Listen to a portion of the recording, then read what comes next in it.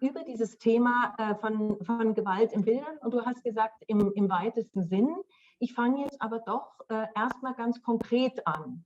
Ja, ich mache jetzt mal teile mal meinen Bildschirm. Und jetzt müsstet ihr hier so, Moment, das erste Slide sehen. Ja? Ja. Ich möchte gerne über zwei Arbeiten sprechen. Das sind beides eigentlich sehr ausführliche, umfängliche Arbeiten. Von ganz Beginn eigentlich noch aus meiner Studienzeit, meine Diplomarbeit damals, Deutsche Bilder, eine Spurensuche. Diese Arbeit hat zwei Teile. Der eine geht von 1992 bis 1994 und dann gibt es einen zweiten von 2006 bis 2008 bis eine jetzt aktuellere Arbeit, Postcards from Europe, die ich seit 2006 verfolge. Das Ganze fing in meiner Studienzeit an. Das war Ende der 80er, Anfang der 90er, in denen es unglaublich viel rassistisch und fremdenfeindlich motivierte Gewalttaten in Deutschland gab. Einige werden sich vielleicht noch erinnern. Und darüber gab es auch entsprechende Berichterstattung. Ich habe Bildjournalistik studiert in Essen und es war Angela Neuke immer sehr wichtig, der Professorin dort, dass es Bildjournalistik und nicht Bildjournalismus heißt. Und für sie war die Unterscheidung, Bildjournalistik verstand sie als ein kritisches Nachdenken über Bilder im journalistischen Kontext. Also es ging in dem Studiengang nicht darum, Bildjournalisten auszubilden, obwohl einige auch dann für Magazine gearbeitet haben. Ich habe auch fürs Süddeutsche Zeitung Magazin und fürs Magazin eine Weile lang gearbeitet. Aber eigentlich ging es wirklich darüber, sich kritisch mit dem Medium Bild im journalistischen Kontext auseinanderzusetzen.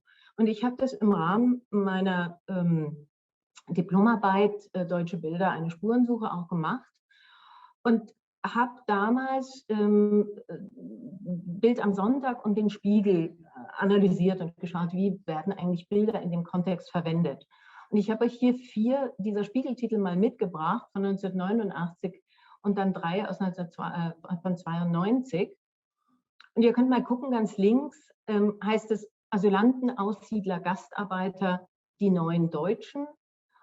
Am ersten Titel aus 1992 heißt es Asyl, die Politiker versagen, und man sieht eine Montage, eine Bildmontage einer wahrscheinlich Grenzsituation darstellenden Szenerie, in denen 2 Grenzschutzbeamte oder Polizisten von hinten einer hereindrängenden Masse von Menschen gegenüberstehen. Dann gibt es die Mörder von rechts und schließlich die Nazi-Kids, was Kinder in den Terror treibt. Und ich habe das damals stark verfolgt und war eigentlich wütend über dieses Narrativ, das hier entwickelt wird. Und das ist jetzt hier nur mal symptomatisch an diesen 4 Covern auch zu demonstrieren. Ja? Also wir haben hier Asylanten, Aussiedler und Gastarbeiter, die jetzt auf einmal ja alle ganz fremd aussehen und anders sind. Dann versagen die Politiker aufgrund dieser Asyl- und Migrationssituation. Und dann, wie kann es anders sein, kommen die Mörder von rechts und die Nazi-Kids. Und das erlaubt uns eigentlich allen anderen, davon völlig unbeteiligt zu sein und zu sagen, ja, das hat ja mit mir eigentlich nichts zu tun. Das sind ja dann die Nazi-Kids, die hier rassistisch und fremdenfeindlich motiviert Gewalt ausüben. Und in meiner Diplomarbeit habe ich dann angefangen, an 4 Orten, nämlich Rostock, Thale, Solingen und Bielefeld, zu recherchieren und auch zu fotografieren und war daran interessiert, mir anzuschauen, in was für einer Atmosphäre, in was für einer Szenerie passieren diese Gewalttaten. Ich nehme jetzt mal einen dieser 4 Orte exemplarisch heraus und lese euch mal den Saaltext dazu vor. Es gab zu allen 4 Orten einen Saaltext, aber ich beschränke mich jetzt mal auf den einen, das würde sonst zu lang werden. Dieses Bild hat den Titel Wohnraum nach dem Brandanschlag vom 20. April 1994. Bielefeld-Senne, 1994. Am Nachmittag des 20. April 1994 treffen sich 6 14 bis 17 Jahre alte Jugendliche in einer selbst hergerichteten Erdhütte in einem Waldstück bei Bielefeld, um Adolf Hitlers Geburtstag zu feiern. Die Hütte ist mit ausländerfeindlichen und nationalsozialistischen Schriftstücken, Bildern und Gegenständen dekoriert. Es wird Alkohol getrunken und im weiteren Verlauf der Feier beschlossen, etwas gegen Ausländer zu tun. Zitat. Einer der Jugendlichen füllt in der häuslichen Garage eine Bierflasche mit Benzin und verschließt sie mit Toilettenpapier als Lunte. Abends fahren sie mit ihren Mofas und Fahrrädern zu einem Wohnhaus türkischer Arbeiter und werfen die Flasche durch ein Fenster im 1. Stock. Der Raum, in dem sich niemand aufhält, gerät sofort in Brand. Es befinden sich 4 Personen im Haus, die sich unverletzt retten können. Alle 6 Angeklagten werden 1996 zu Jugendstrafen verurteilt. In 2 Fällen zu 2 Jahren, in 2 Fällen zu 1 Jahr und 6 Monaten und in je einem Fall zu 1 Jahr und 9 Monaten bzw. zu 1 Jahr. Alle Strafen werden zur Bewährung ausgesetzt. Ich zeige euch jetzt aus dieser frühen Arbeit einige der Bilder. Moment. So, und lese euch jeweils lese euch jeweils den Titel dazu vor. Solingen 1994, Lehrlingsheim Halle 1992,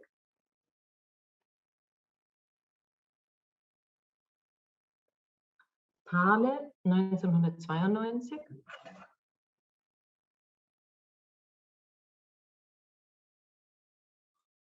Jugendliche im Schlafzimmer der Eltern, Rostock-Lichtenhagen 1993, Diskothek Halle 1992,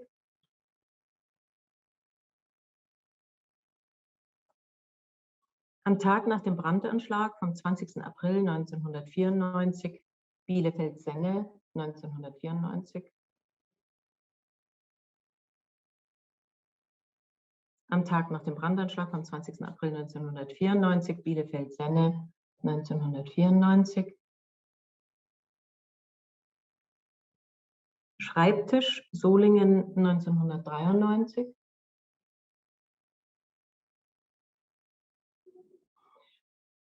und als letztes Nachbarschaft Bielefeld-Senne 1994. Ihr könnt übrigens gerne jederzeit auch dazwischen fragen, wenn es sein sollte.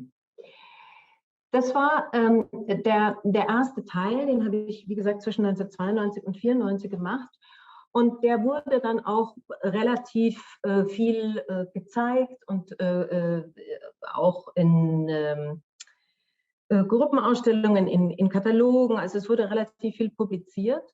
Für mich war die Arbeit aber irgendwie nie ganz zu Ende. Und ich habe dann 2006 herum, das heißt, es waren ja fast 15 Jahre später, also ich dachte, ja, ich will gerne ein Buch daraus machen und ich will es irgendwie nochmal, das ist noch nicht fertig, ich muss daran weiterarbeiten. Und dachte zunächst, ich fahre nach Halle, Bielefeld und Solingen und Rostock zurück und gucke mir das sozusagen 15 Jahre später an. Das habe ich auch versucht in Rostock, das hat überhaupt nicht funktioniert. Und habe mich dann für was anderes entschieden und das zeige ich euch jetzt. Das ist also der zweite Teil, dann von 2006 bis 2008. Und jetzt zeige ich euch zunächst mal die Ausstellungsansichten aus der Pinakothek der Moderne. Ihr seht rechts unten, das ist der erste Teil. Da könnt ihr einige Bilder nochmal sehen, die ich gerade auch gezeigt habe. Diese Arbeit war im Ausschnitt an der Stirnwand zu dem Raum, den man dann oben links sieht. Und im Eingang zu diesem großen Raum gab es diese Palette mit Faltzeitungen. Ja, das war so eine Faltzeitung, konnte man da wegnehmen.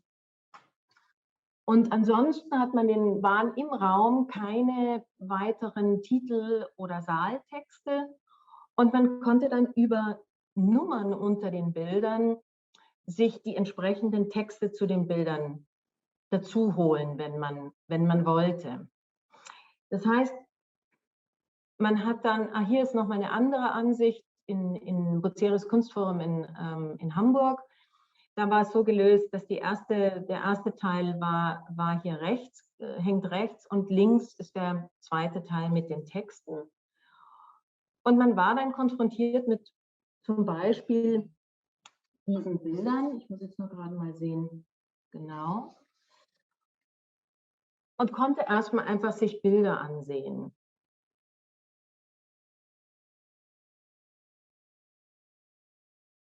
Das ist nochmal die Fallzeitung, und es gab dann Texte auf Englisch und auf Deutsch.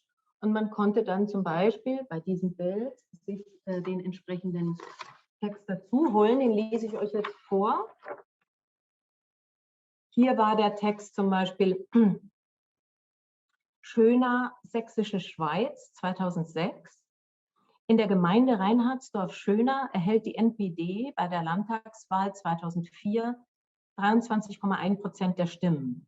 Sie pflegt laut Presseberichten enge Verbindungen zur verbotenen SSS, Skinheads Sächsische Schweiz, einer Gruppe, die sich zum Ziel gesetzt hat, die Gegend, Zitat, ausländerfrei zu machen. Ich lese jetzt nicht zu jedem der Bilder die entsprechenden Texte, aber ich glaube, das Prinzip wird klar. Ich lese euch hier nur den Ort und das Entstehungsjahr vor. Biblach Ost, Gera, 2007. Schweriner See bei Berlin, 2006.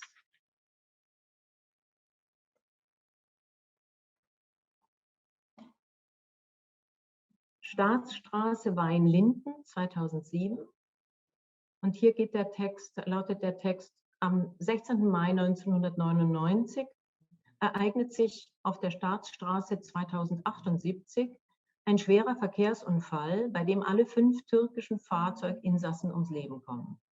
2 Tage später entdeckt ein Autofahrer ein Plakat am Unfallort, auf dem neben einem Hakenkreuz unter anderem steht, Zitat, die Moral von der Geschichte, tote Türken stören nicht. Das Plakat wird sichergestellt und spurentechnisch untersucht. Die kriminalpolizeilichen Ergebnisse verlaufen ergebnislos.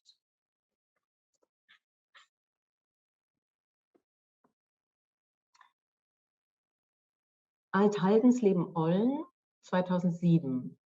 Am 12. Dezember 2006 werden 6 im Stadtteil aufgeklebte Plakate mit dem Wortlaut, Zitat, alles, was nicht weiß ist, muss draußen bleiben und Zitat, Ollen bleib sauber, sichergestellt. Das Ermittlungsverfahren wird wegen des Verdachts auf Volksverhetzung gegen Unbekannt geführt und Anfang 2007 der Staatsanwaltschaft Magdeburg übergeben. Ich glaube, das war das Letzte, was ich euch dazu zeigen wollte. Vielleicht noch mal kurz ein paar meiner Überlegungen dazu. Bei dem ersten Teil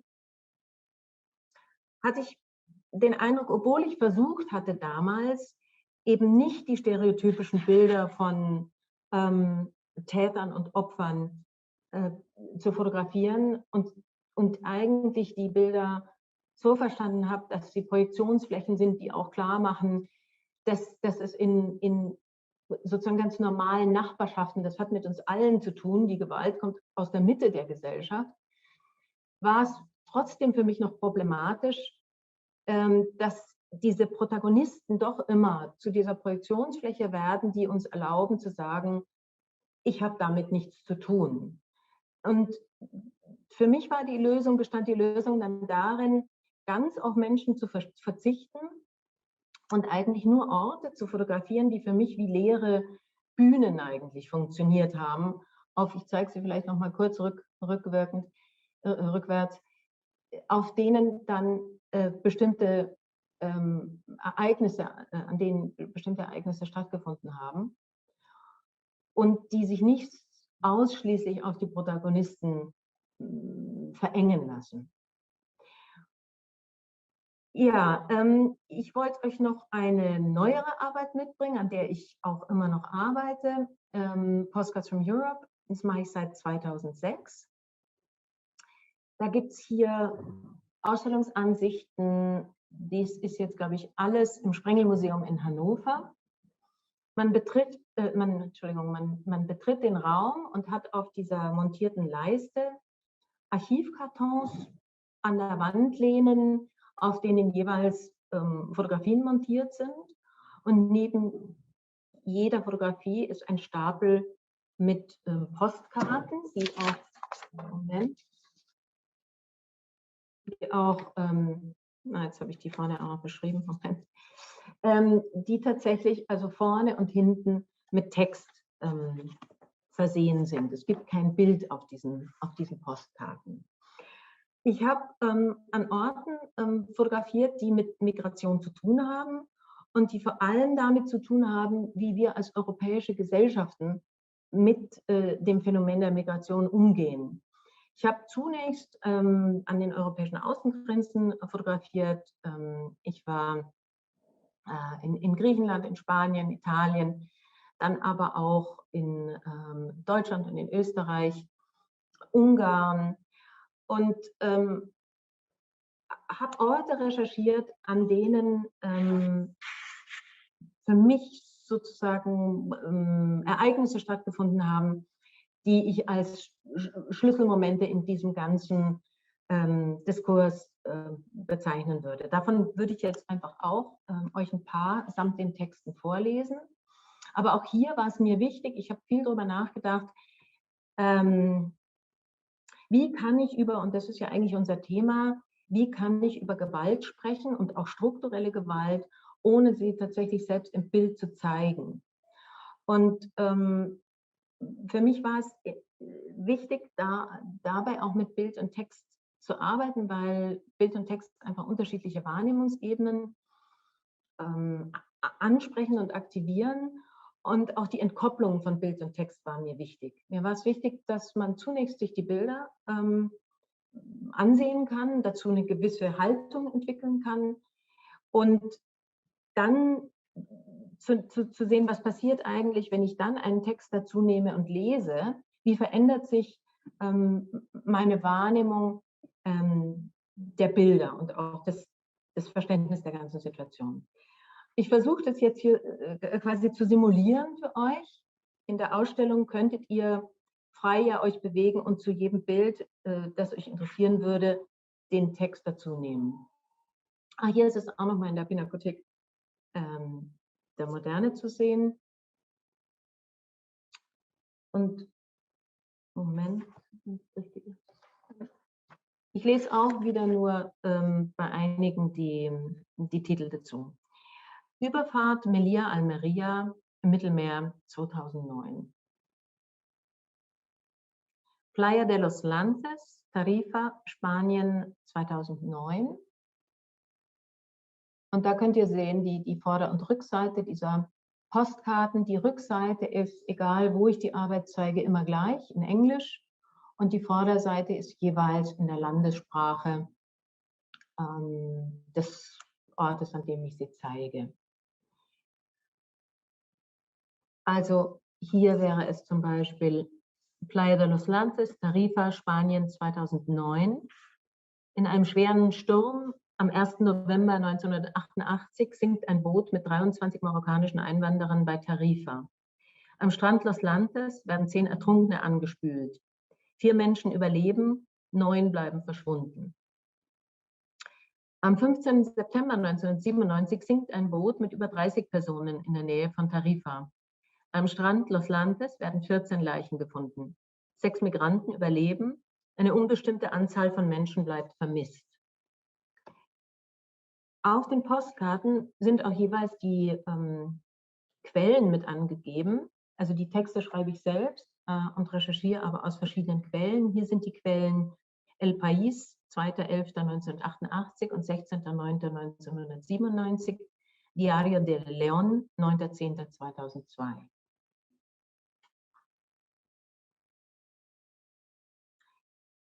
Maisfeld bei Sauni, Ungarn 2009.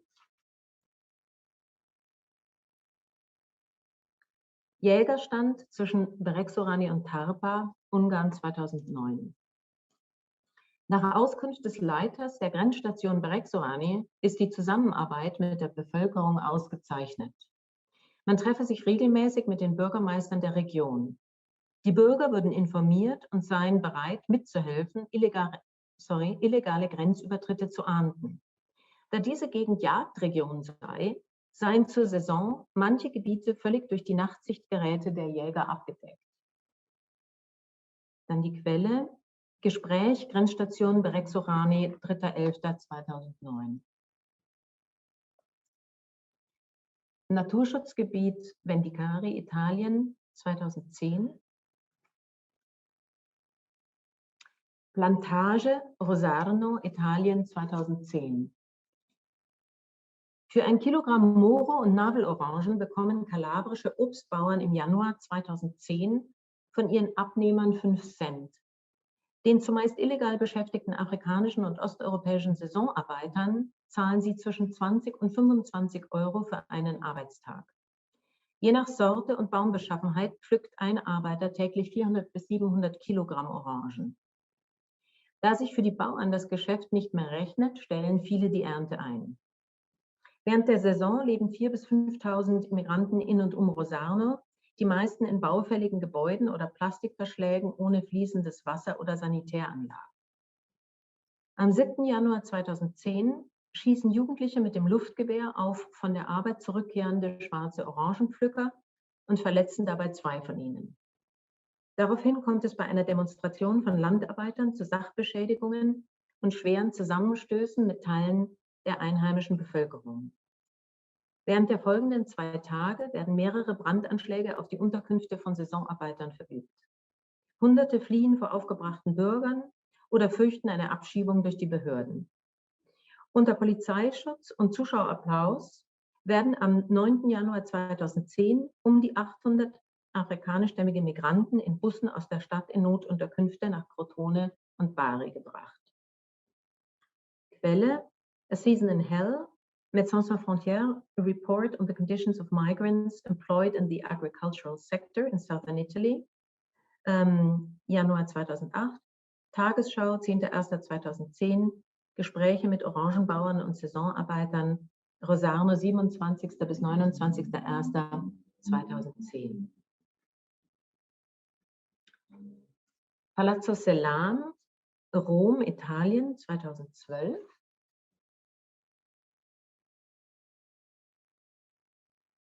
Sperrgebiet Nea Vissa, Griechenland, 2011.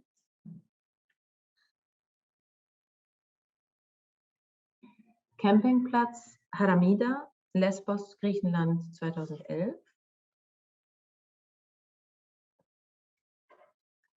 Fährhafen Igoumenitsa, Griechenland, 2011. Während ich am Hafen von Igoumenitsa auf die Fähre nach Ancona warte, demonstrieren einige 100 aufgebrachte Einwohner für eine, Zitat, lebenswerte Stadt und gegen die, Zitat, Belagerung durch die Illegalen in den Hügeln um den Fährhafen, indem sie die Hafenzufahrt blockieren. Im Lauf der Demonstration beschießt die griechische Polizei über einen Zeitraum von mehreren Stunden Migranten und deren selbstgebaute Unterkünfte mit Reizgasgranaten. Die Gaskonzentration in der Luft ist teilweise so hoch, dass die im Hafengelände wartenden Reisenden ihre Autos nicht verlassen können. Quelle: Tagebuch 3.5.2011, Igoumenitsa.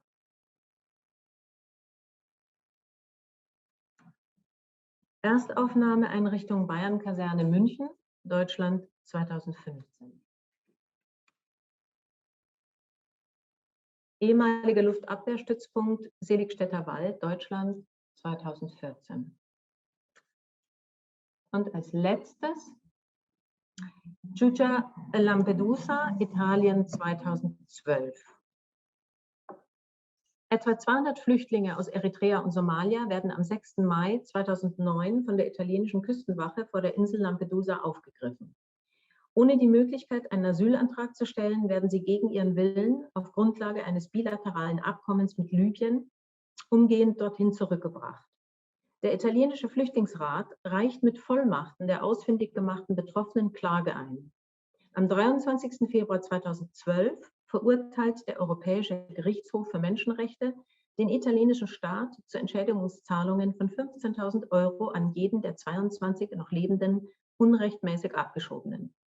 Die Gefahr unmenschlicher Behandlung und Folter in Libyen und den Herkunftsländern der Klagenden sei billigend in Kauf genommen worden.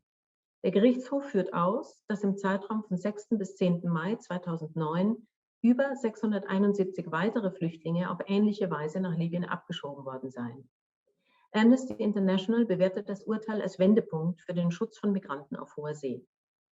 Quellen: Europäischer Gerichtshof für Menschenrechte, Presseerklärung ECHR 075, 23.02.2012, Spiegel Online, 23.02.2012, Tagesschau, 23.02.2012 und Deutschlandradio, 24.02.2012.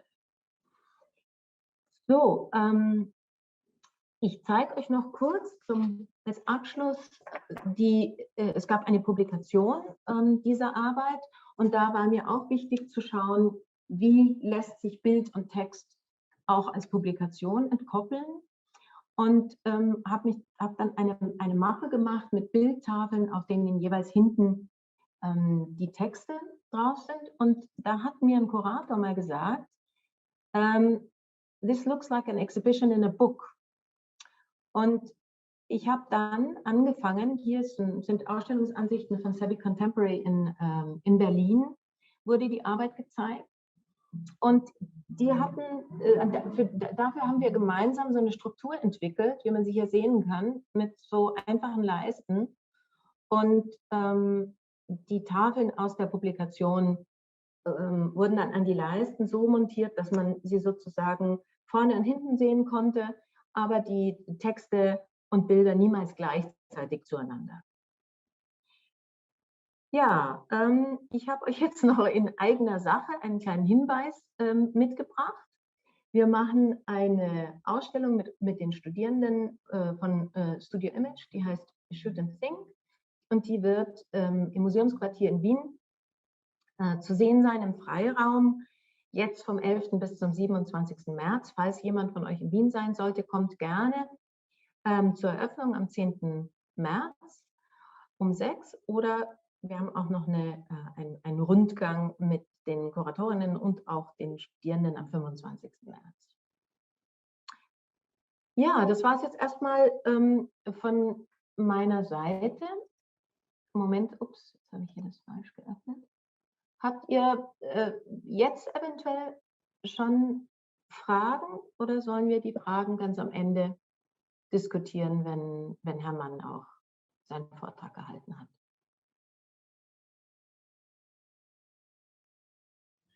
Ich hätte eine Frage, Eva, und zwar, wie weit denn die beiden Ereignisse auseinander liegen. Dass du das Foto von der Szenerie machst und die Ereignisse, die du beschreibst. Ja, teilweise sehr, sehr weit, wie zum Beispiel bei Los Lantes. Da ging es ja um gestrandete Tote am Strand von 1988 und 1997.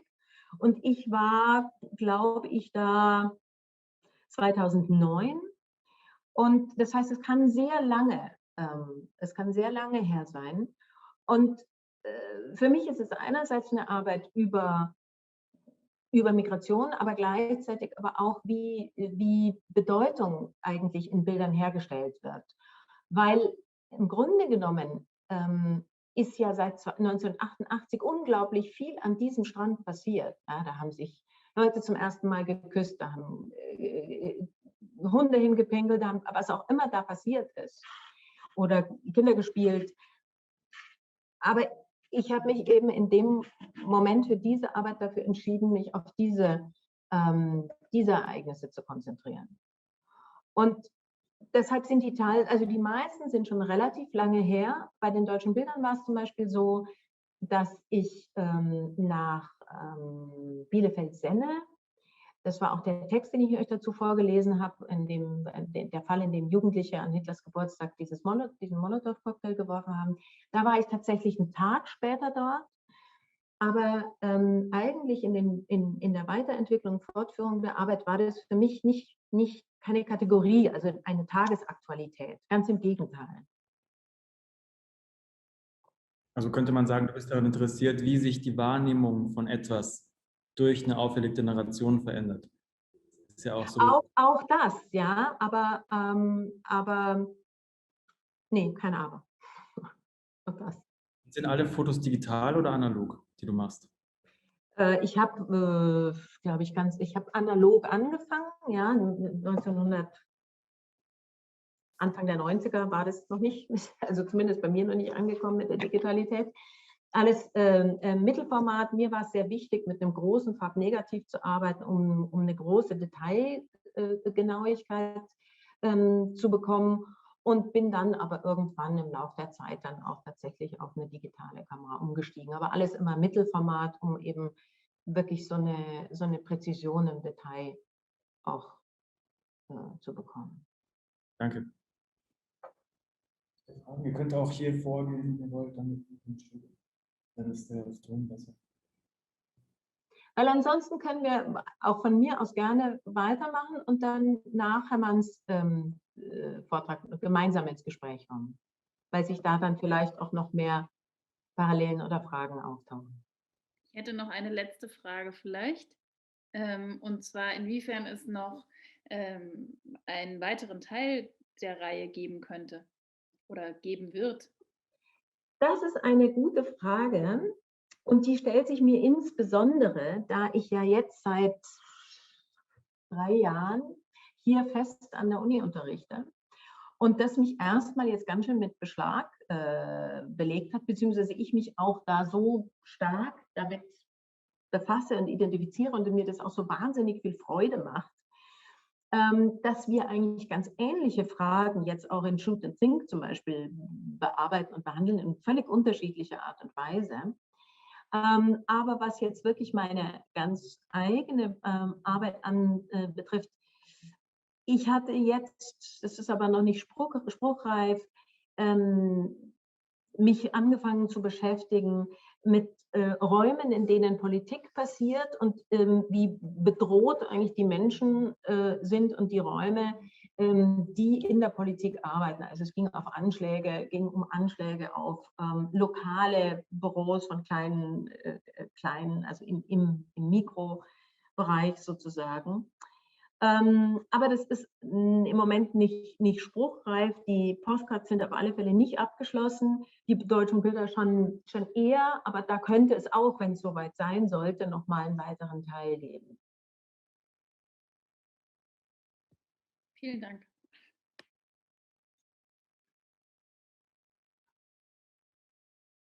So is there other questions, or Jonas, should I start, or? Please start, yeah. Okay, so I will share my screen, please. Can you see my screen? Yes. Okay. Okay, so thank you very much for the organization, for inviting us to share with you all this experience we had also in the studio. Jonas was with us also when we were talking about violence, and thank you for being here. So almost 8 o'clock. I would like to start this short talk by showing you an image, which is an engraving from the 19th century. And preparing this short talk, I just realized that the information of the image is not complete. So I have to say that I never went in deep on the story of this image. I don't know who the author is, when precisely it was realized, and I completely ignore the real or the original purpose of this image. But this image is accompanying me since my childhood. So the first time I saw this image, it was in my history school book.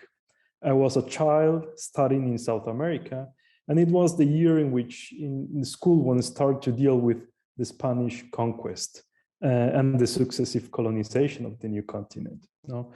This image was at the beginning of the chapter of this school book. And I remember being really impressed by this image. I remember being shocked by it. But this unspeakable feeling accompanied me during many years. at school as a normal kid, if you imagine, so a normal kid going to school, having a traditional institutionalized lesson of history, like in every country, I experienced the complexity, and today I will say the complexity of the phenomenon of violence. But let's say that day 30 years ago, more or less, that day at school, I was experiencing something that was just the complexity of something that I couldn't explain. It was just a perturbing image for me. And certainly I was disturbed, first of all, by the use of the body of this Native American, the abuse of the Spanish Empire or on the Native American populations in all the Americas. And that without doubt is the first element that come to impress any beholder of this image. And this impression, for sure, is the direct product of what make us human beings. No, this is the direct effect of the empathy. Direct effect of empathy, which is this human capacity of suffering or feeling the pain of the other. This is precisely, in my opinion, what brings the beholder to enter in a semiotic relationship with the image, with this image, but in general with images. However, I was also aware in my school, as a child with my school book, that this image in that book was meant to be an instrument to build a national identity. It was a clear institutionalized exercise of cultural memory. So the national narrative, let's say the national identity, was built on the opposition to the Spanish Empire. And this image was an effective tool to generate this dialectic system. It's the old game of oppositions. No, by creating difference, one can create identity. So let's call this the dialectic structure, we versus us. It's a simple game, and we all recognize that. So in the framework of my school and me as a child watching or consulting my history book, this game was based on this very clear sentence. They are a monarchy, we are a democracy. Further, we are a democracy that emerged by denying that very same monarchy in favor of universal rights, in favor of the abolition of slavery. Then you can continue, they exploited, use, and abuse of native populations. They plunder natural resources like gold and silver. And for doing so, they brought over many people from Africa as a slave. So we just fought against this injustice. And you can see that this game of, or at this point, the we start to take shape. No, these dialectics start to build an identity for a subject, like a child consulting his history school book. It is the old classical game of oppositions. By creating difference, one builds an identity. And we can continue with this dialectic structure. They impose their religion, their technologies, and their anthropocentric and Eurocentric vision of the world, and we surrender to their superiority. Further, in this game, for sure, the racial terms enter also in game, because they are white and we are not.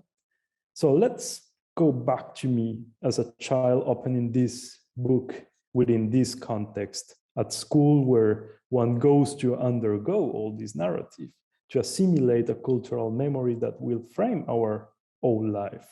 So I am there opening the book and seeing that the game they versus us is a clear exercise of violence on a subject that is alien to this order of the world, no? A subject that is alien to all these oppositions. And at my school, we were so alien that I can say that we were more or less they. No, I was in a school with no Native American representation. All my students, all the students in my school were descendants from European vision, from the European immigration. we were learning and admiring the anthropocentric and Eurocentric vision of the world. We were discussing all this through an European language that completely framed our analytical capacity. And paradoxically, while the force of cultural memory were imposing us to identify ourselves with the Native Americans, with the simple goal of creating an opposition to the Spanish kingdom, at the same time, we were learning to discriminate those Native American populations. So it's a complex, very complex phenomenon that we can open with this image. And one can say that the complexity, I realized that day almost 30 years ago, was just that I felt in front of that image a force of alienation, a kind of narrative force that wanted to shape me as a subject, as an individual. It was a force that was informing me about my own past. Thus, it was a force that was giving me a form, a mental shape, to fit into a community which shared a collective cultural memory, a collective past, and by extension, a common general vision of the world. So let's focus on that force of that I just call alienation. It's a force that it's exerted by any narrative form in any medium. It might be possible to say that that force represents the aim of any narrative act and of any form of communication. Think, for example, to the old Greek concept of pathos, a concept that shares root with the already mentioned empathy. Pathos was the state towards a perfect theater piece looks for. Through pathos, the viewer or audience could be fully embraced by the plot, by the diegesis. Pathos is the pain experienced by the audience, by the reader or viewer once he or she establishes an empathetic relationship with the characters. Once the plot becomes not only a plausible semiotic universe, but an experienced semiotic world. Pathos is the rational force that brings the subject to suffer with the story, and in that way to fully share the semiotic mechanism created by the plot or by the image. However, if we look a little more in depth about this notion of pathos, we will discover that pathos is no more than a force of alienation of the viewer. It is a force closer to that I underwent 30 years ago, looking at this image of a Native American used by the conquistador. And this is the reason why I can say today that 30 years ago, in front of this image, I experienced the complexity of the phenomenon of violence and its representation. So when I say I was shocked by the image, shocked by the servile use of the conquistador imposed to this Native American, I was just subject to pathos. I was experiencing this semiotic universe and establishing an empathetic relationship with this Native American. I was suffering his pain. I was alienated from my physical reality, from myself, and from my body.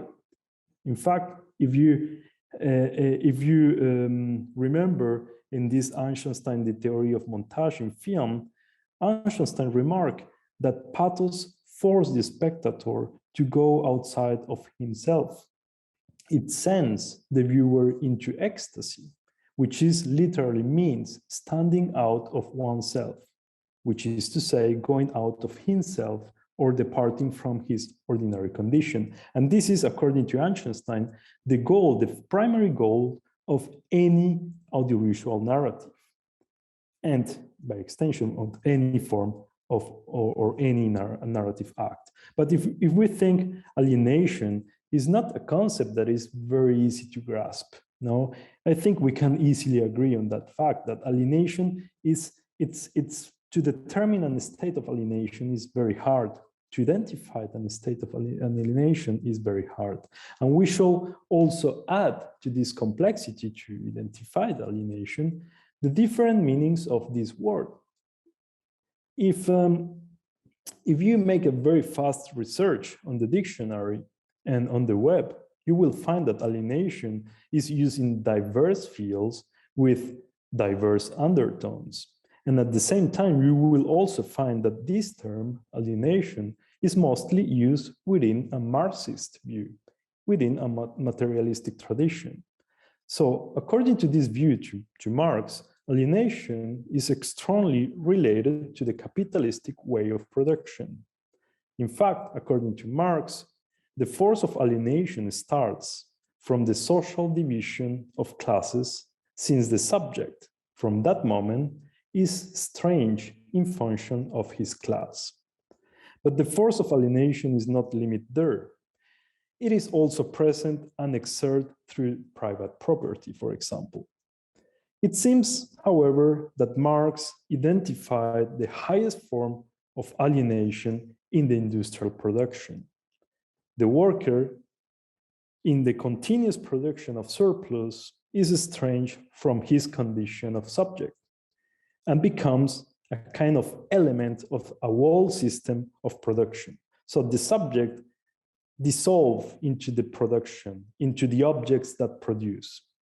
Further, not only the form of material production within the industrial era is a pure form of alienation of the worker, but also the mass-produced object, I mean the manufactured object, the very same object, according to Marx, exerts or seems to exert a force of alienation, which Marx says a phantasmagoric force of alienation on the subject, the very same object. So here, as we can see, things start to be a little complicated, because at a certain moment, Marx starts to see that this weird relationship between the subject and the manufactured object alienates, strange the subject to the point of transforming it, I mean the subject, into an object. So the subject becomes an object in this framework. And this is the phenomenon, this phenomenon is known as reification, third English. So we don't have time to go in detail into the phenomenon of reification, and you can imagine the phenomenon is very complex. One is talking about a concept that denotes the passage into a thing of an entity which is not a thing. So one is talking about the phenomenon that transforms the subject into an object. And regarding the phenomenon of reification, I think Marx was wrong, and all his materialistic disciples from the last century, because they believe that the force of reification is an exclusive phenomenon of a capitalistic system. This was controverted by all the phenomenological positions of the last century, but I think it was not necessary to go so long into theories to understand that the force of transforming a subject into an object is something that has been always with us as a species. And this image in my opinion, clearly shows that. This Native American was transformed into an object in a pre-capitalistic civilization. But also, for example, to stay in America, think in the Aztecs and the sacrifice they made. So the sacrificed subject was transformed into an object in order to be offered to God. So this is a passage, this is a kind of a reification phenomenon. So the phenomenon of reification has been always with us because violence has been always with us. And as remarked Simone Weil, violence turns anybody subject to it into a thing. In other words, violence is a kind of expression of a force of reification, since it transforms anybody into an object. So we can assume that the phenomenon of reification was always been with us, and Marx was wrong. Certainly, the phenomenon of reification changed within the industrial era, The industrial way of production extends the forces of reification to any human activity. During that very same period, the first industrial revolution, it appeared or a new technology was developed. And this technology seems to reify everything. The photographic camera appears as the symbol of the reification of any human expression. And this was, in my opinion, an interesting point highlighted by Benjamin. If you think, since the title of his very famous essay, the work of art, no, das Kunstwerk in Zeitalter seiner technischen Reproduzierbarkeit. So more or less, if the work of art can be mass produced, it means that human expression can be commodified, and by extension, the human being can be standardized and produced like in an industrial line. So the photographic camera seems to be a kind of tool of reification par excellence. As noted by Roland Barthes, photographic technology was a tool to exert a clear force of reification on the subject. It transforms the subject into an object through the technological process of pictorial representation. And it is from the very same nature of the photographic camera or the photographic image that it emerged, in my opinion, the complexity of representing violence through that medium. As noted by Sontag in her remarkable essay regarding the pain of the others, a photograph is supposed not to evoke, but to show. That is why photograph, unlike handmade image, can't count as evidence. So let's say that photographs are like a finger pointing and saying, look, look. But at the same time, photographic technology transforms the subject, represent into an object, and place that object into the realm of narrative. So on the one hand, the photographic image reifies the subject, and on the other, places the object into the realm of narrative as a pure instrument to alienate the beholder, because, as already noted, it enters in the search of pathos. So to that very complex situation, we must add an infinite series of effects, such as spectacularization, such as social manipulation of information, and etc., etc., etc. So the matter here is not if we can objectively represent violence, because I think we agree that does not exist.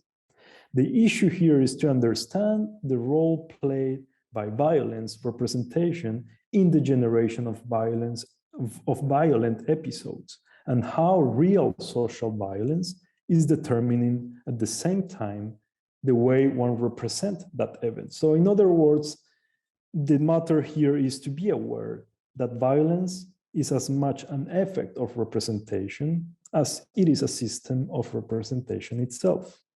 And I think through that lens, we should analyze the work of the great writer I brought you today as a matter of analysis. Above all, we should analyze through this lens this very interesting statement pronounced by this author that I bring you today, which is, his name is Fernando Vallejo. Sorry, I cannot see. Vallejo, this is a sentence pronounced by Vallejo. And Vallejo was born in Colombia in 1942, in Medellin. He was a former, and in this sentence you can see, he was a former film director, and currently he is one of the most, in my opinion, the most relevant writer in the Spanish language. Vallejo's work is, in my opinion, a key work to understand the problematics of dealing with violence in media representation. In fact, as you can see in this sentence, Vallejo abandoned the film as a practice and he started to write.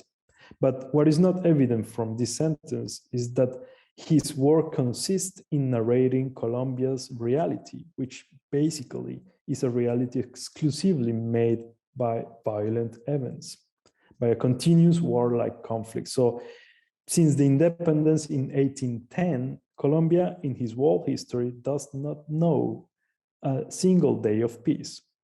So let me introduce you in a very fast, really fast way, the historical context that influenced Vallejo's work. So as said, Vallejo is a Colombian writer born in Medellin, Colombia in 1942. Colombia, as we know, is a South American country bordered by the Caribbean Sea to the north, Venezuela to the east, Brazil to the southeast, Ecuador and Peru to the south, and the Pacific Ocean to the west. It was a Spanish colony until 1810.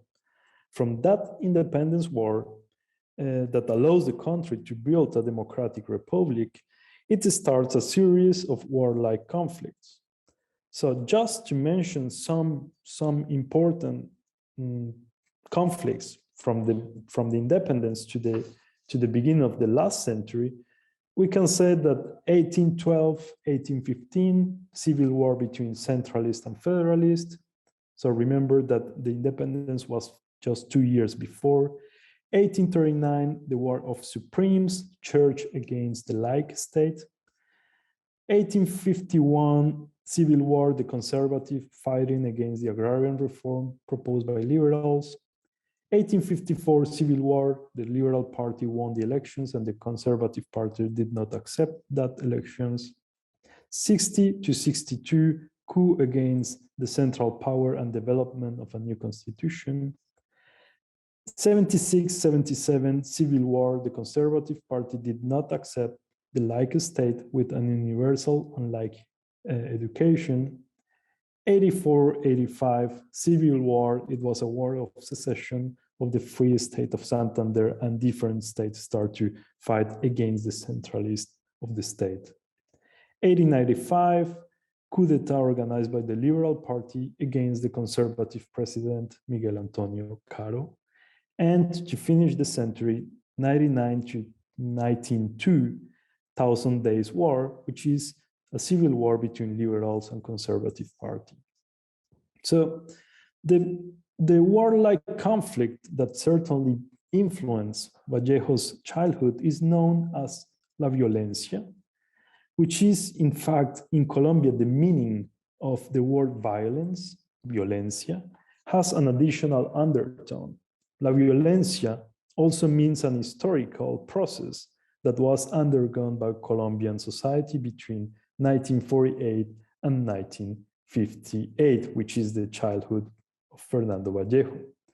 La violencia begins the 9th April 1948 with the assassination of Jorge Eliezer Gaitán, who was a liberal candidate for the presidency. His murder provoked El Bogotazo, a riot that in the first 10 hours killed 5,000 people only in the city of Bogotá. Then the riot reached the whole country and La Violencia lasted 10 years and caused 200,000 victims.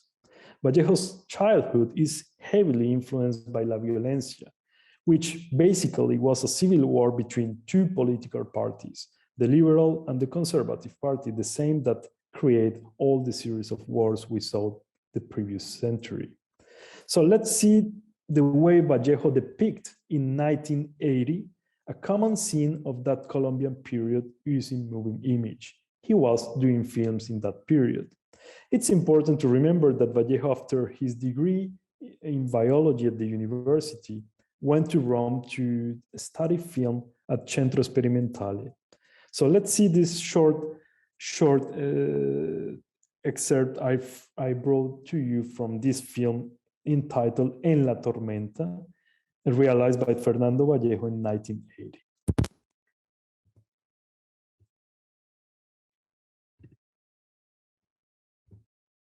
Que son muy habladoras y que tienen la lengua más larga que un babano. Le gusta el baile y hablar de sus movidas.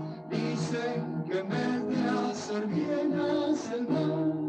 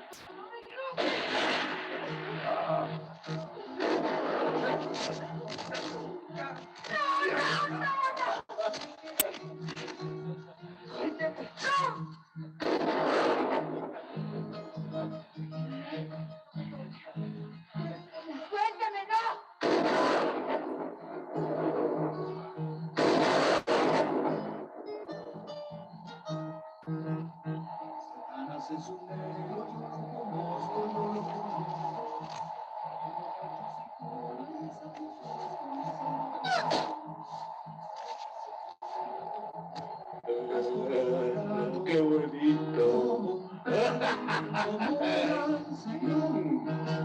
Le gustan las viejas que son pilladas, el que tiene la lengua más larga que el río. Le gusta el baile y hablar de sus movidas. Dice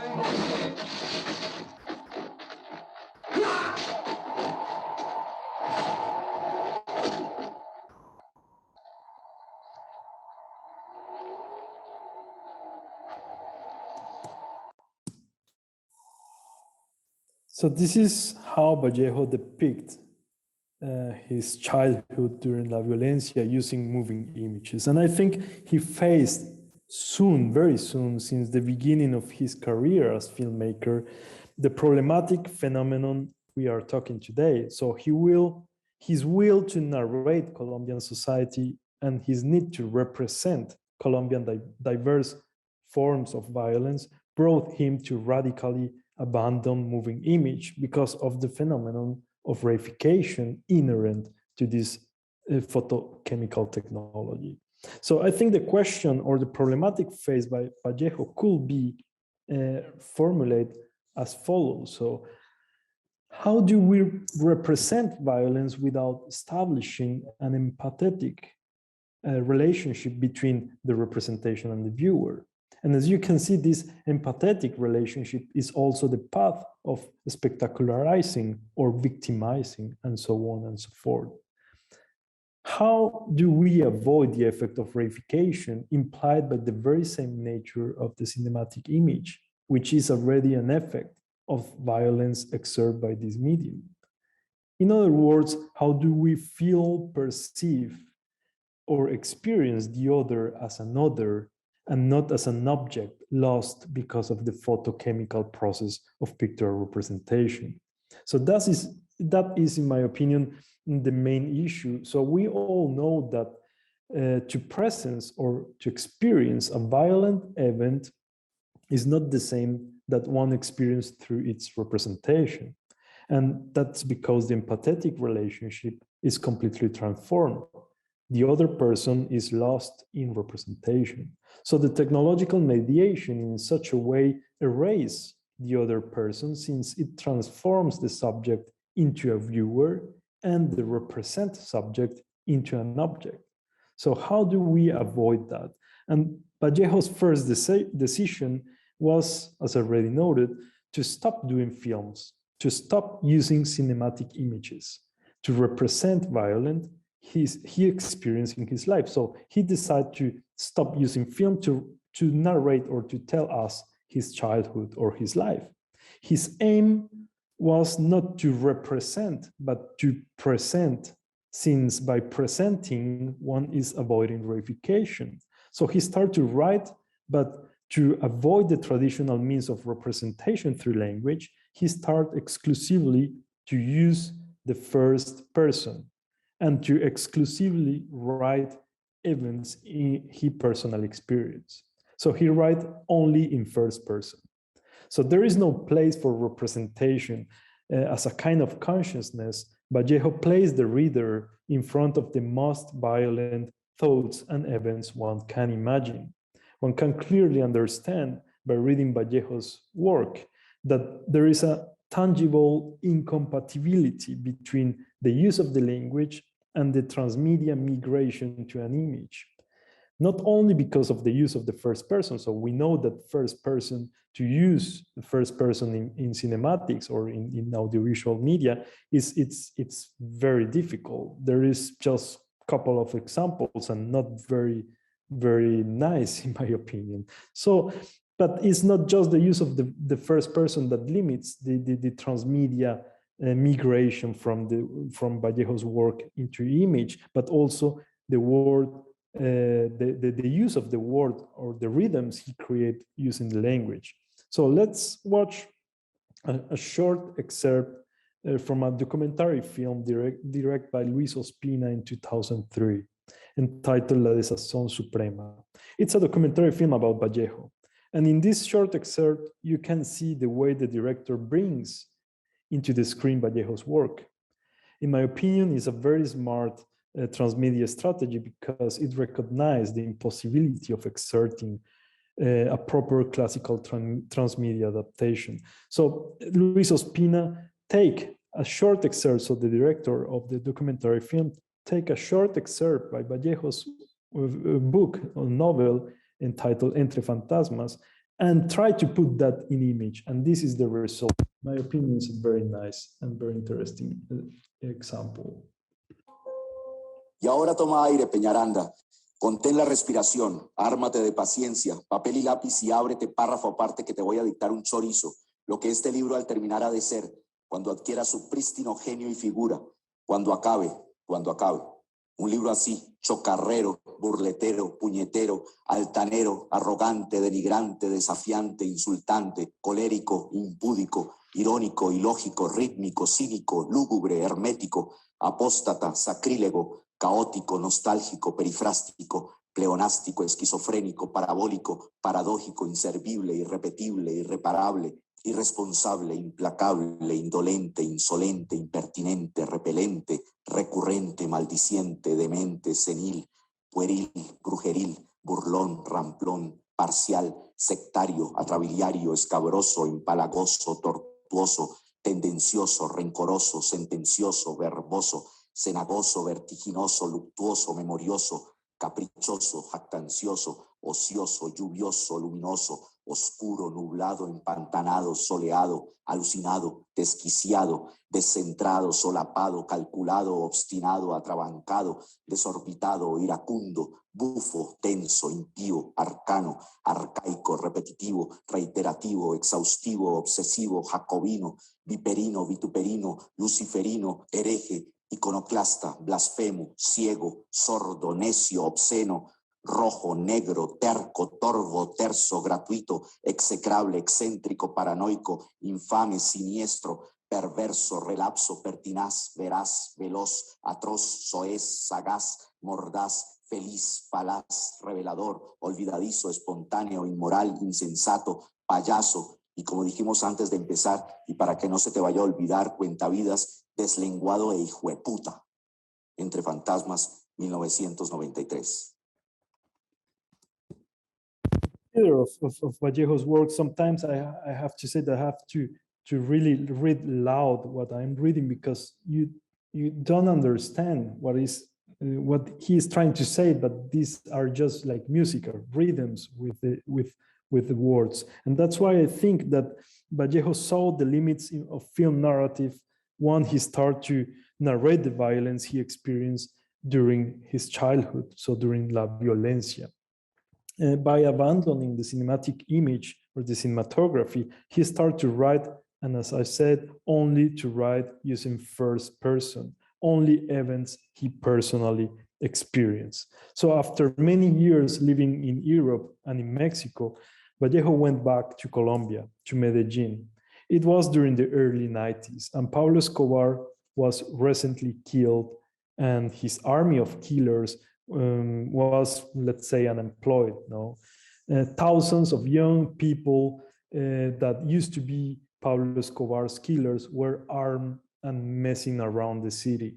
Some of them became male prostitutes. Fernando fell in love with one of them, Alexis. He was, we suppose, a former Escobar killer.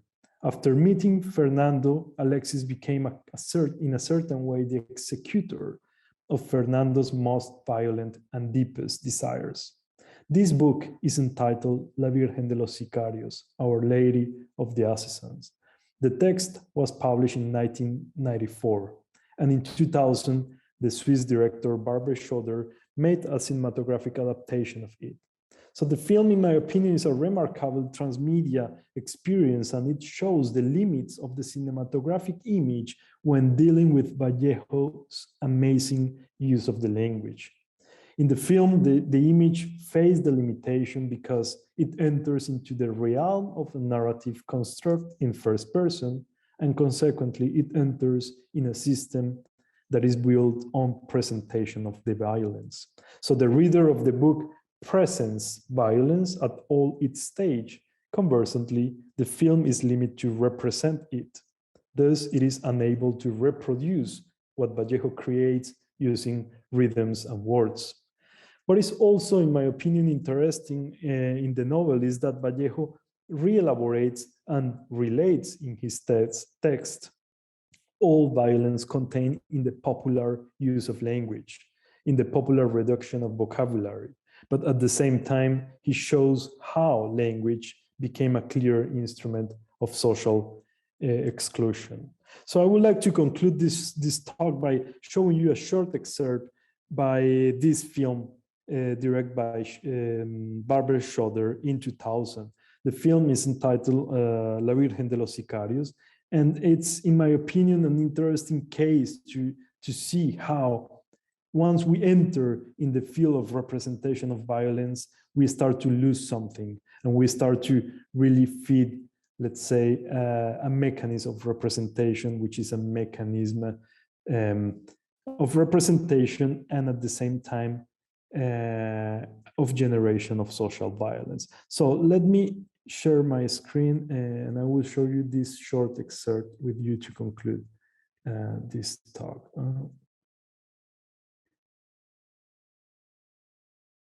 Okay.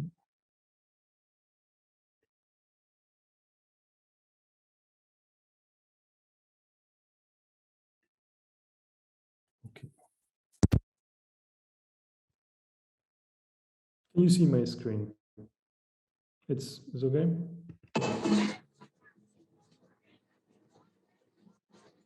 Esto lo explicó. O el que está mal soy yo. No, que va. Esa gonorrea no merecía venir.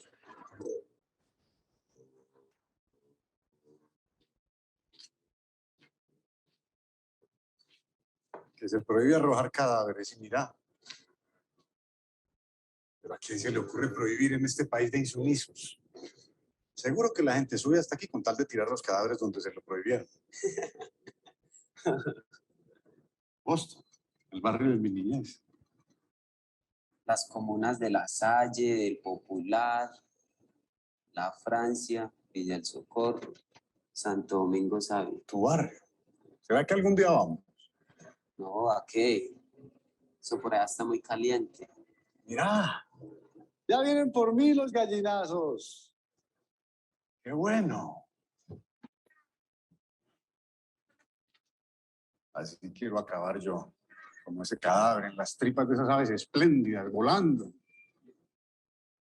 A mí que no me metan en camisa de fuerza, en ataúd, que me dejen ir como viví, libre.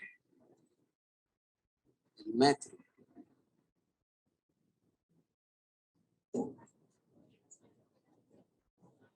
Que habría dicho mi abuelo si hubiera alcanzado a ver esto. Habría dicho, ¿a qué tanta prisa? Y todos vamos para el mismo hueco. Ay, señora, no monte esos niños ahí. Unos asientos nuevecitos y con las patas sucias. ¿No vio lo que costó esto? Además, lo que yo no vale. ¿Usted por qué mete con la señora? Está gonorrea, piro. Este otro loquito. Pues piro. Es que te crees muy bonito. Cállate ya, gonorrea, ya te dijeron, piro. Qué riqueza el lenguaje de estos caballeros. No salen de gonorrea y piro. Si supieran con quién están tratando. Con el último gramático de Colombia. El que descubrió el proverbio. ¿Que saben qué es? Es la palabra que está en lugar del verbo. Un ejemplo. Dijo que lo iba a matar y lo hizo. Ese hizo, que está en lugar de matar, es el proverbio.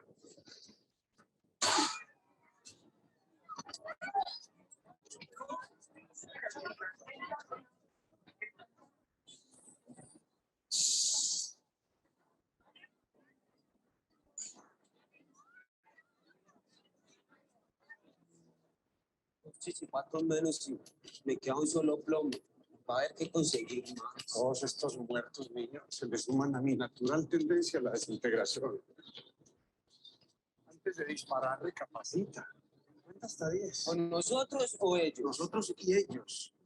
A mí me hacen falta los enemigos, porque me dan comer.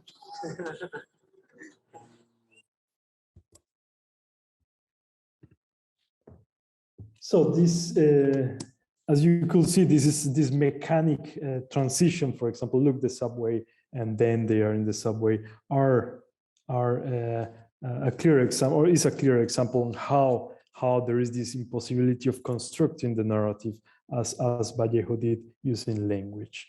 So I will stop today. So we are almost late, very, very late, but thank you very much for being here. And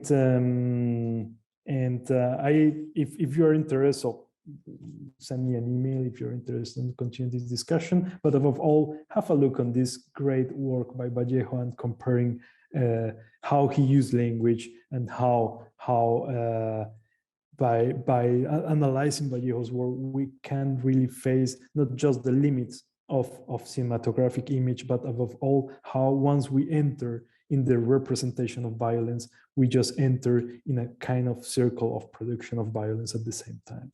So thank you very much. I will stop here today.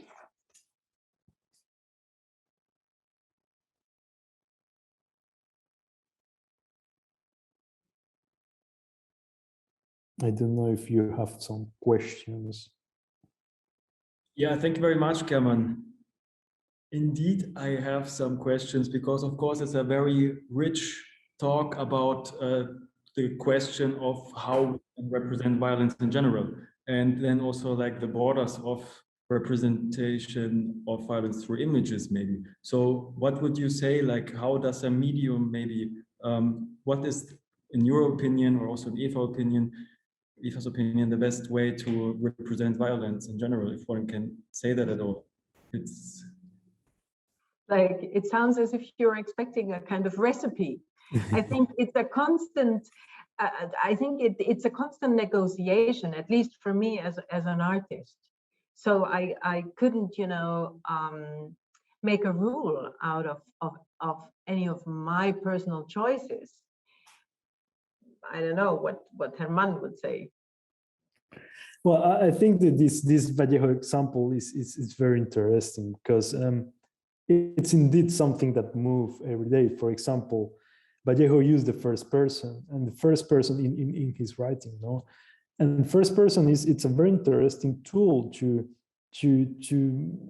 construct or to place the reader in front of a violent event. But first person in film is impossible. But we start now to be familiar with this kind of narrative because of the introduction of video games, for example, because of the introduction of these small cameras. So maybe it's a continuous process. No, it's not fixed. And maybe in the near future, we will be so familiar with this first-person narrative in audiovisual that it will be a nice or a very interesting field to explore the ways of representing or presenting violence through the audiovisual field. In my opinion, today, it's a very, very dangerous feel once we enter to represent violence with film. It's not. It's tricky. May I jump in and ask also Herman, because I wasn't quite sure if I got the clip you showed. You said it's from a docu film on Vallejo, Entre Fantasmas, with this kind of staccato firing of adjectives. So I'm quite wondering, first of all, so I got it right. It was made by somebody about the work of Vallejo. Yes. It was not made, the way of presenting, of visualizing the words and of having these exact aesthetics. These choices are from somebody who made the docu film. And I was just wondering how this kind of relates to what you were just saying on the first person voice, because it becomes after a while extremely abstract, and it seems to me completely different from, let's say, an experience of a computer game, because by this repetitious visualization also of those adjectives, there is this extreme abstraction happening, and with the abstraction also a sort of distancing, which is usually not achieved by the first person. So I'm quite interested in how you see the relation there. This is a very interesting, because I was really happy when I saw this documentary film the first time, because it was something that I was not able to understand as a reader by Vallejo. Sometimes you read his books and everything is first person. It's a kind, sometimes he enters in a kind of continuous thoughts, but very violent thoughts. Indeed, if you see all these adjectives, he was describing the book he was writing.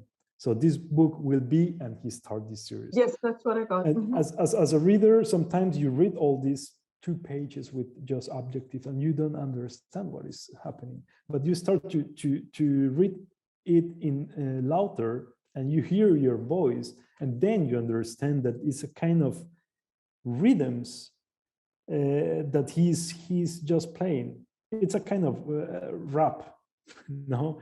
Yes, it's a but nonsense. at the same time, so first person, but at the same time, through doing this, it's sort of abstract. It gets abstract, and I find that quite interesting, because I was thinking of how we could relate what you were just saying also to my work, because I'm not, talking from. I mean, on one hand, there is a first person narrator involved by including journals, etc. But at the same time, it's much more a step, and this might even relate to your question, Jonas. So one of my solutions was to kind of get out, take the protagonists out of the image, to empty out everything that's there, to create this sort of stage that would enable the viewer and the reader to identify with what they see and read, and to make it much more their own experience and their story, rather than the representation of somebody else's experience. Yes. And I think that's quite interesting, because with the Vallejo docu-film type of visualization, it became also very clear how language can be extremely violent, right, itself. And that the author would force me, or the filmmaker would force me, to really sit through and be bombarded, like being shot with words. Once this director decided to include some Vallejo's, not interviews or etc., but some Vallejo's work or an excerpt of work, he needed the word. It was impossible to do that through images. He needed the word, and sometimes, like you highlight, he needed more than the words, the rhythm. Just this violent rhythm. The images, right? Which I think is the interesting step, which also connects it sort of to my approach. Yeah. Sorry, but I think the young artists and students should rather discuss than just listening to us. Noch Fragen? Is there any question?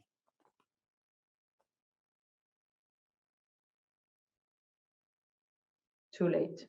No, so something that comes to my mind is a term that is not directly linked to violence. Maybe it is empathy, and also somehow maybe a lack of empathy, or the fact that we can, what I learned from your talk now, only experience violence by putting ourselves in the perspective of the person that is being harmed.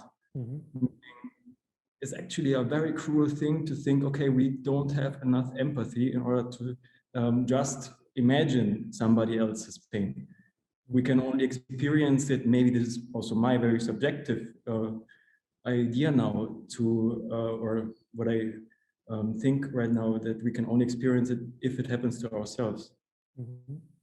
But that's the question of empathy is also interesting for me, because of course the empathy it's very influenced by the technological context we deal with, no, by the media context we deal with, but also empathy, once you recognize the other as another, it's very hard to deal with violence or to accept violence. And that's also interesting that Vallejo used the first person and only the first person. Yes. Because if you enter in the sphere of the others, it's very difficult to deal with violence and to present violence. So that's why sometimes Vallejo I think I read all Vallejo, and it's his personal life. He writes about his personal life, and his work is his life. So I know all his life and all his the experience he had. And sometimes you can cross, or so you can find a cousin in a book, and you remember this cousin was in another book, younger, etc., etc. But it's his work, and he raised the other as another in order to place you as a reader in front of violence and the real violent event. So once you enter the other, you start, because we are humans, and this is Philip K. Dick is a great author about that. No, the science fiction work about that a lot. The only thing we have as humans is empathy, is the capacity of suffering the pain of the other. And once you bring the other, so you use you stop using the first person, you place the reader in the empathy. And what Vallejo shows by using also the first person is there is no empathy. Let's presence the cruelty of this country, and that's his work.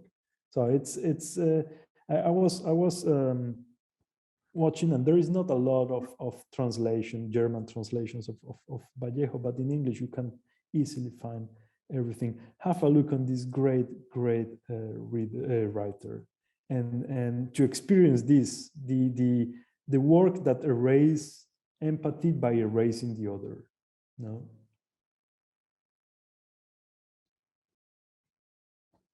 Yes. Maybe it's a naive idea to compare this, but violence is such a big term. So maybe I just like think of food. And if we see the image of a hamburger, for example, we don't have any idea about what it would taste like. But if I say you it is salty and it tastes like the ocean, whatever, you might get like a different idea of what the image tastes like. I think something similar happens when you look at a violent image. Like you can see that it's definitely like harmful to the people, but I don't think one can really relate. So at some point your brain just like stops and you're like, okay, bizarre, it's harmful. But you just, I don't know, maybe it's a human instinct that you then block, or it just becomes the spectacle in a way. I find this very interesting. I mean, we have this discussion also, right, with, it was widely discussed at the time when Steven Spielberg, I don't know if you guys remember, made this film Schindler's List, you know, where you sit in your chair in the cinema, have your popcorn, your Coke, and you see people walking into gas chambers and being gassed. I think that's raises quite some questions here. And then there was this discussion to kind of compare or to look at Shoah from Lanzmann, for example, who chooses a complete different approach to really say, we have this whole discussion of the Frankfurt School saying we cannot represent, or we should not try even to represent this pain and this violence in the first place. So I think, you know, the spectacularization of it is then pretty obvious. And the way we kind of consume it, and we have the spectacle of being emotionally touched, which is quite comfortable when you sit in a chair and eat popcorn. I don't know anything about the economical background of Schindler's List, that maybe you know more about. Might be that if it was made for economical, like in order to gain profit, or I mean, it's a Hollywood production. It's a huge Hollywood production, and sure, every Hollywood production needs to make money. That's I think, yeah. By the way, I think the burger was quite not quite suiting. On one hand, not quite suiting, and it made me really hungry.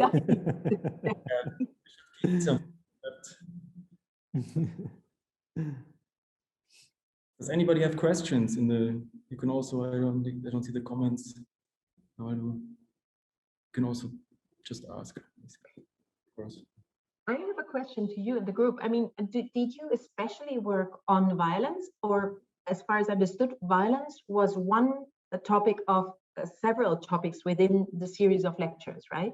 So we started with Attentat, but quickly it like developed naturally in order to answer questions. So what we're doing is we are inviting like many people from different backgrounds in order to find out more about their subjective knowledge production. And we had like today like artistic and scientific knowledge production. I would also have some questions further on how they to relate, maybe if you have time. But we try to invite as many people as possible in order to answer questions by collecting these opinions. So I don't think there's a point in making a question is so open. What is violence? Everybody's saying something different. So that's the interesting thing. Where does it stop? For some people, it's like Attentat they experience by themselves. For others, it's, I don't know, something that the very profound, that they did not get the job they want or something. So there's so many layers, and we're trying to find out more about that. And then see what happens maybe. So I really loved your talk, and I would have many questions, but it's like different or difficult to put them in a simple way, maybe. And yeah, we can. I mean, as Herman suggested, you know, we're open to stay in touch. Just send us a message, or however, or if some of you really work on related topics, don't hesitate to get it.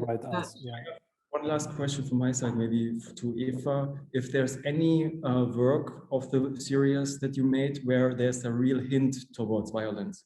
So where are these traces? Could you find some? Because you're visiting these places where something. You know, yeah, but if you look at the different works at different stages, like in German Images, at the beginning, I really was looking for traces. You know, you said you saw arson traces of fires, you saw destruction, whatever.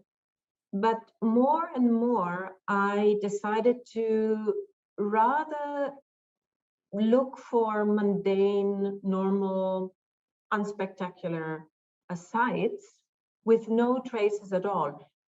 On one hand, there were no traces after 20 years, maybe, but also for me, it was more interesting to really have an image that is completely open to your interpretation, and then to see what happens if you read the respective text with it, and how your own perception would change after you read it. Because ideally, you know, you go and see the exhibition, you have a look at the images first, you make up your mind and think about what it could be about.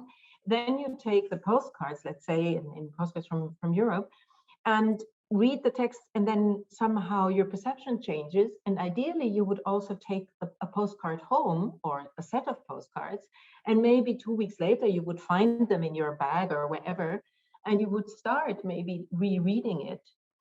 And then you wouldn't maybe even recall the image you saw with it. And then it would talk again differently about how you would perceive the work. Also, everybody's invited to find out more about Eva's and German's biography on the website. Wait a minute, by the way, may I just mention, because the Pinakothek der Moderne is actually restructuring their permanent collection, and they will have a show, like a lasting display of the permanent collection for about 3 years or so. And they will show within one room that deals with, they have several rooms, and the whole undertaking is called Mix and Match, because they show works in different media together and within one room. So they have different rooms. They have one childhood, one I think is called The Forest, and there's another room called Migration. And they will show my work in different constellations. So there will be one wall, and every 3, 4, 5 months, they will change and show other parts of their collections of my work. So if you're interested to see it live, I think it'll start in the summer when they reopen after the Renovierung, and then you can also even go and grab a postcard or a flyer or whatever. So you will be in Munich, and thank you. Not just for as a hint, you know. And other than that, sure, on the net you'll find a lot of information, I think, on both of us. Yeah. A lot of publication by my colleague Hermann. I have a last curiosity, maybe not related towards violence, but how do you think does like artistic knowledge production and scientific knowledge production correlate?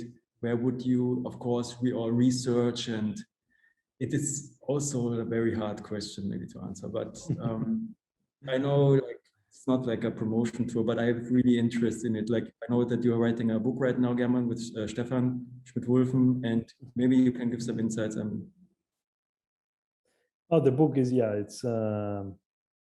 it's almost done. So it's for this spring will be available. It's about the way the object influences artistic practice.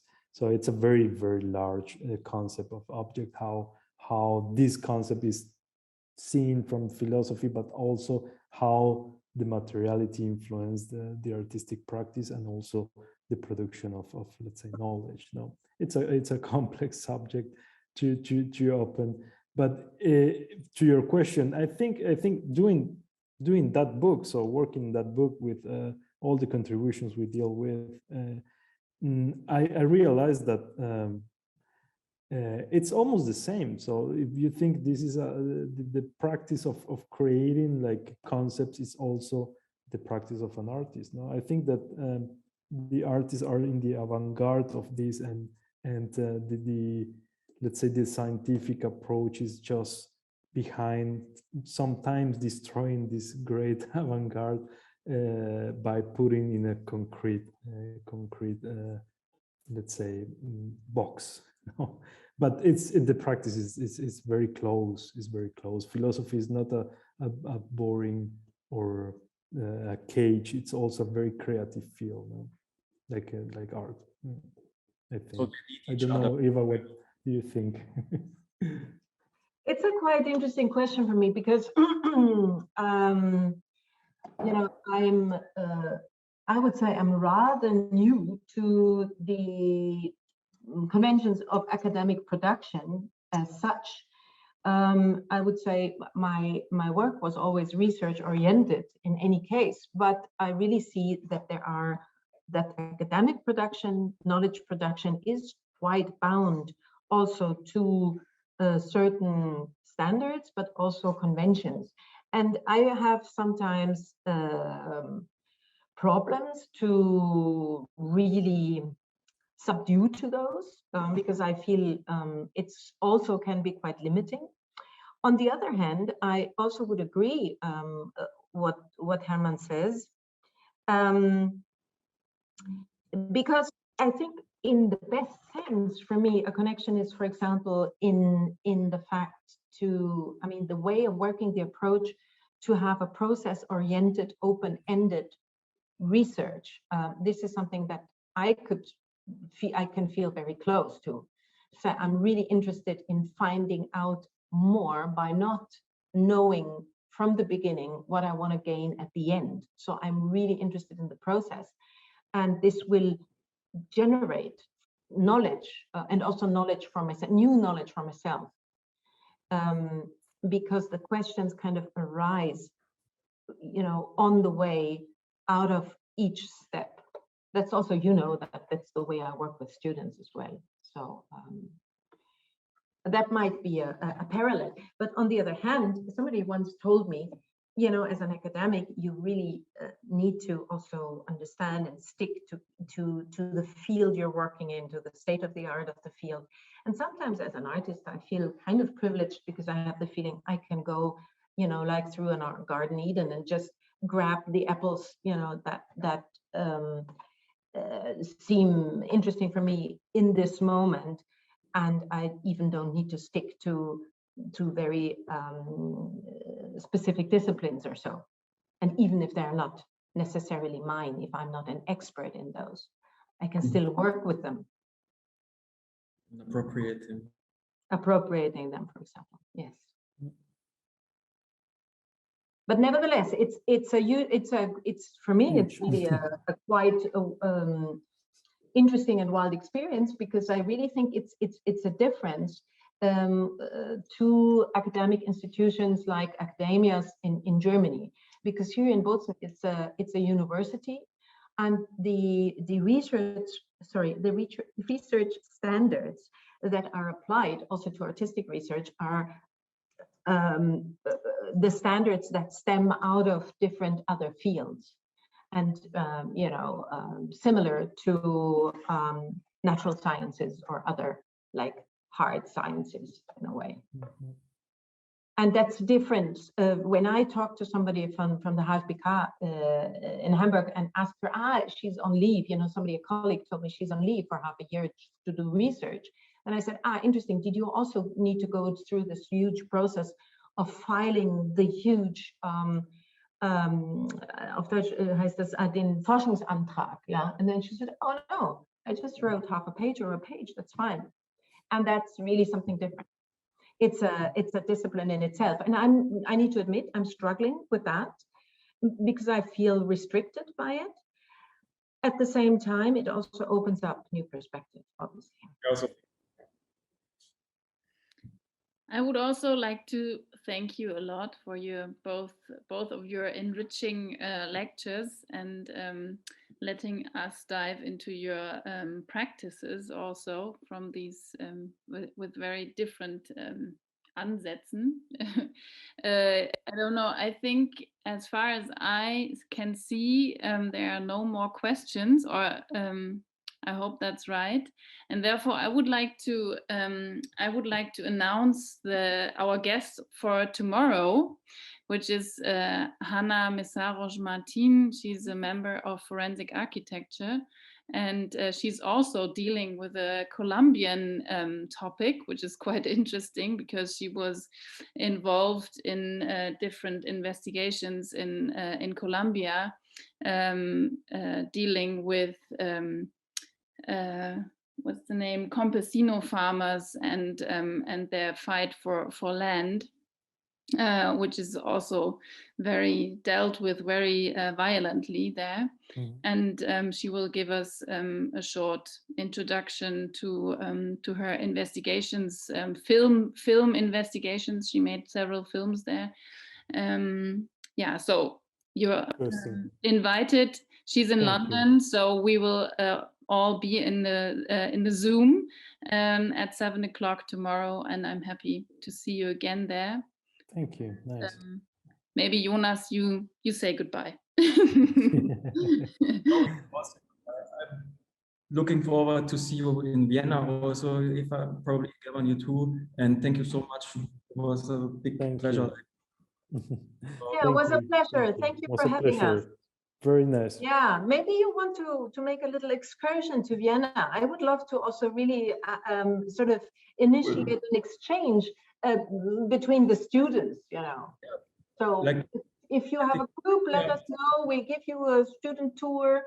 We have different occasions there. So maybe you want to join us. Just contact me and we put something out. And then we have dinner also. Like dinner would be nice now. Yeah. Good. Okay. Thanks Thank a you. lot. Have a good evening.